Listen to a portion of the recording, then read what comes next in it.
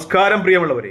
12 ദിവസം നീണ്ടുനിന്ന Iran Israel അപ്രഖ്യാപിത യുദ്ധത്തിൽ ഇറാനും ഇസ്രായേലിനും മാത്രമല്ല നഷ്ടമുണ്ടായത്, അമേരിക്കയ്ക്കും വലിയ നഷ്ടങ്ങൾ ഉണ്ടായി എന്ന നിഗമനമാണ് അന്തർദേശീയ മാധ്യമങ്ങളിലൊക്കെ നിറഞ്ഞു നിൽക്കുന്നത്. ഈ 12 ദിവസത്തെ യുദ്ധത്തിൽ ഇസ്രായേലിനെ സംരക്ഷിക്കുന്നതിന് വേണ്ടി അമേരിക്ക കത്തിച്ചു തീർത്തത് $800 മില്യൺ ആണ് എന്നൊരു നിഗമനം അന്തർദേശീയ മാധ്യമങ്ങളൊക്കെ നടത്തുന്നുണ്ട്. അതായത് 6800 കോടി ഇസ്രായേലിനെ സംരക്ഷിക്കുന്നതിന് വേണ്ടി അമേരിക്കയുടെ വ്യോമ പ്രതിരോധ സംവിധാനങ്ങൾ, താഡ് പോലെയുള്ള വ്യോമ പ്രതിരോധ സംവിധാനങ്ങൾ കത്തിച്ചു തീർത്തത് 12 ദിവസത്തിനുള്ളിൽ $800 മില്യൺ ആണെന്ന വലിയ നിഗമനമാണ് അന്തർദേശീയ മാധ്യമങ്ങളൊക്കെ പുറത്തിറക്കുന്നത്. മറ്റൊന്ന്, ഇത് കൂടാതെ തന്നെ നേരത്തെ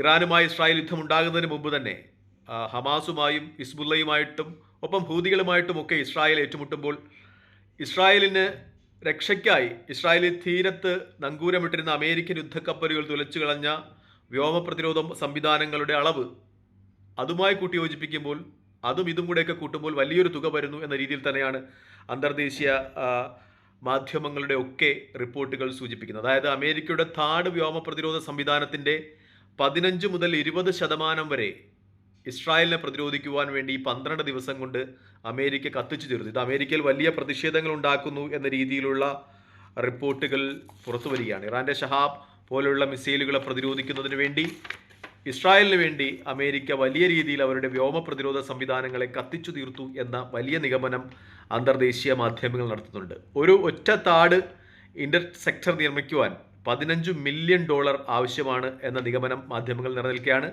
ഇതിൻ്റെ ബാറ്ററിക്ക് $1.3 ബില്യൺ ആണ് വേണ്ടത്. അങ്ങനെ 39 ഇന്റർസെപ്റ്റുകൾ ഇറാനിൽ കത്തിത്തീർന്നു. $1.5 മില്യൺ 39 താഡ് ഇന്റർസെപ്റ്റുകൾ ഇസ്രായേലിന് വേണ്ടി കത്തിത്തീർന്നു എന്ന വാർത്തയും മാധ്യമങ്ങൾ പുറത്തുവിടുകയാണ്. ഇത്തരം 7 ബാറ്ററികളാണ് അമേരിക്കയുടെ കയ്യിലുള്ളത്. ഇതിൽ 5 എണ്ണം അമേരിക്ക തന്നെ കീപ്പ് ചെയ്യുന്നു, 2 എണ്ണം ഇസ്രായേലിൻ്റെ കൈവശം കൊടുത്തിട്ടുണ്ട്. ഇറാൻ്റെ നിരന്തരമായിട്ടുള്ള ആക്രമണങ്ങളെ തടയുവാൻ എന്ന രീതിയിലുള്ള ഒരു വിശകലനം അന്തർദേശീയ മാധ്യമങ്ങളിലൊക്കെ നിറഞ്ഞു നിൽക്കുകയാണ്. അതായത് ഇറാൻ്റെ ഒരു യുദ്ധതന്ത്രം ഉണ്ടായിരുന്നു ഈ താഡ് വ്യോമ പ്രതിരോധ സംവിധാനത്തെ തകർക്കുന്നതിന് വേണ്ടി.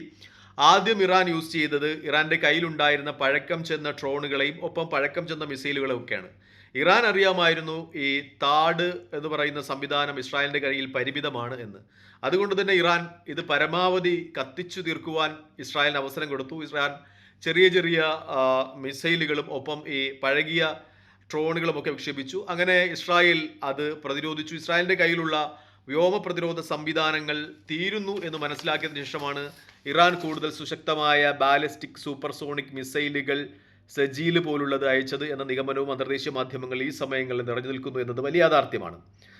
മറ്റൊന്ന്, മിസൈൽ പ്രൊജക്ട് ഡയറക്ടർ ടോം കരോദയുടെ ഒരു റിപ്പോർട്ട് വരുന്നു എന്ന് ഒരു വാർത്ത കൂടി മാധ്യമങ്ങൾ പുറത്തുവിടുന്നുണ്ട്. കാരണം ഈ റിപ്പോർട്ടിൻ്റെ അടിസ്ഥാനത്തിലായിരിക്കാം ഒരുപക്ഷെ അമേരിക്കയും ഇസ്രായേലും ഒക്കെ ഇറാനുമായിട്ടൊരു വെടിനിർത്തൽ കരാറിലോട്ട് പോയിട്ടുള്ളത്. കാരണം അദ്ദേഹം പറയുന്നത് ഇങ്ങനെ ദിവസവും ഇറാൻ്റെ മിസൈലുകൾ പ്രതിരോധിക്കുന്നതിന് വേണ്ടി ഇസ്രായേലിൽ ഇങ്ങനെ വ്യോമ പ്രതിരോധ സംവിധാനങ്ങൾ കത്തിച്ചു തീർക്കുന്നത്, താഡ് പോലെയുള്ള വ്യോമ പ്രതിരോധ സംവിധാനങ്ങൾ കത്തിച്ചു തീർക്കുന്നത് ഇസ്രായേലിനെ സംബന്ധിച്ച് വലിയ പ്രതിസന്ധികളിലേക്ക് നയിക്കും, ഇറാൻ കൂടുതൽ സുശക്തമായ ആക്രമണങ്ങളിലേക്ക് കടന്നാൽ എന്ന ഒരു റിപ്പോർട്ട് മിസൈൽ പ്രൊജക്ട് ഡയറക്ടറുടെ ഭാഗത്തു നിന്നുണ്ടായി. അതുകൊണ്ട് തന്നെയാണ് ഒരുപക്ഷെ ഇസ്രായേൽ ഒരു വെടിനിർത്തൽ കരാറിലോട്ട് നീങ്ങിയത് എന്ന റിപ്പോർട്ടുകൾ മാധ്യമങ്ങൾ ചർച്ച ചെയ്യണം. അതായത് ഇറാൻ ആദ്യം പയറ്റിയ തന്ത്രം തങ്ങളുടെ കയ്യിലുള്ള പഴയ അല്ലെങ്കിൽ കൂടുതൽ തീവ്രത കുറഞ്ഞ മിസൈലുകളും ഒപ്പം ഡ്രോണുകളും വിക്ഷേപിച്ചു. അത് പ്രതിരോധിക്കുന്നതിന് വേണ്ടി ഇസ്രായേൽ തങ്ങളുടെ വ്യോമ പ്രതിരോധ സംവിധാനത്തിൻ്റെ നല്ലൊരു ശതമാനവും ചിലവാക്കി. ഒപ്പം അമേരിക്കയും അതിനുശേഷമാണ് കൂടുതൽ സുശക്തമായ മിസൈലുകൾ വിക്ഷേപിക്കുന്ന ഒരു തരത്തിലേക്ക് ഇറാൻ വന്നത്. അതായത് ഇറാൻ്റെ ഒരു യുദ്ധതന്ത്രം അങ്ങനെയായിരുന്നു എന്ന രീതിയിലാണ് മാധ്യമങ്ങളിൽ നിലനിൽക്കുന്ന ഏറ്റവും പ്രധാനപ്പെട്ട വിശകലനം. ഈ അവസരത്തിൽ ഇറാൻ ഇസ്രായേൽ യുദ്ധത്തിൻ്റെ വിശകലനങ്ങളൊക്കെ പുറത്തു വരുമ്പോൾ തൽക്കാലം ഈ വീഡിയോയുമായി ഇവിടെ വാങ്ങുകയാണ്. മറ്റൊരു വീഡിയോയുമായി കാണുന്നതുവരെ നന്ദി, നമസ്കാരം, ജയ് ഹിന്ദ്. വീഡിയോ ഇഷ്ടപ്പെടുന്നുണ്ടെങ്കിൽ ലൈക്ക് ചെയ്യുക, ഷെയർ ചെയ്യുക, കമൻറ്റ് ചെയ്യുക. മറ്റൊരു വീഡിയോയുമായി കാണുന്നതുവരെ ജയ് ഹിന്ദ്.